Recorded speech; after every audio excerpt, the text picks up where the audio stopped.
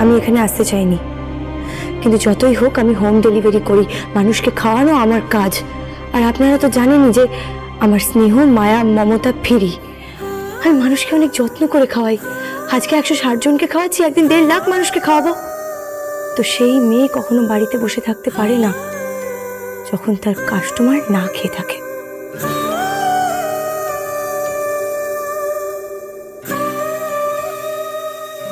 Customer? বিহান কি তোর customer? হ্যাঁ, রাজপুত্তুর শুধু আমার খাবারের কাস্টমার, এছাড়া আর কি হতে পারে? যাদেরকে আমি খাবার ডেলিভারি করি তারা সকলে আমার কাস্টমার, তাদেরকে আমি খাবার দিই।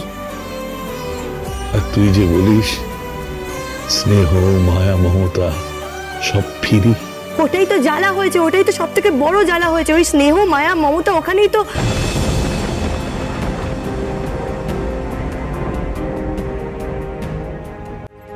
যাই হোক, এখন আর সময় নষ্ট করে লাভ নেই। কালকে অনেক খাওয়া দাওয়া আছে, আরে অনেক অর্ডার আছে। হ্যাঁ, ওই সামনেই বড় দিন, ওই অনেক কেকের অর্ডার আছে। ওই বোস বাড়ির মাসিমা বলেছে ওই এগলেস কেক খাবে, আবার চৌধুরী বাড়ির লোকটা বলেছে যে ওই কি বলে মাফিন না কি ওই কাপ কেক হয় না, ওসব আমি জানি না, ওই ছোট কেক। হ্যাঁ, ছোট কেকের অনেক অর্ডার আছে, ওগুলো আমাকে বানাতে হবে। আমার সময় নেই, আমি যাই। শোন, তোকে একটু দাঁড়াতে হবে রে। কেন?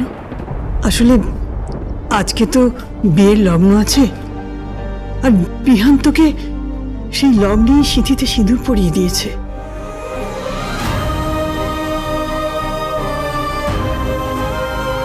আমি তো আপনাকে আমার পরিচয়টা বললাম, আমি কুকুমনি দাস, কুকুমনি হোম ডেলিভারি। আর এই বাড়িতে আমি কোনো উদ্দেশ্য নিয়ে আসিনি। তখন আপনারা কথা বলছিলেন, তাই আমি ফোনে শুনতে পেয়েছি যে রাজপুত্তুর খাবারটা খায়নি, তাই আমি ওর খাবারটা নিয়ে এসেছি।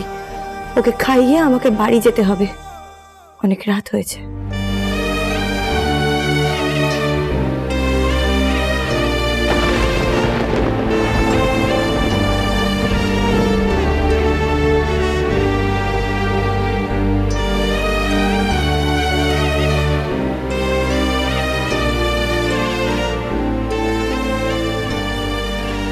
বরণ জ্বালা কেন?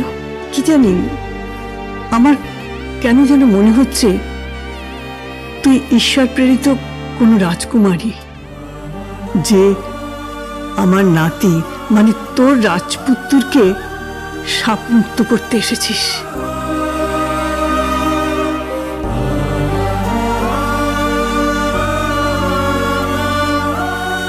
ওসব শাস্ত্রে বলে যে আমি তোকে বরণ করতে পারি না। আমি এও নই, আমিও তো বরণ করতে পারি না। সব পারিস।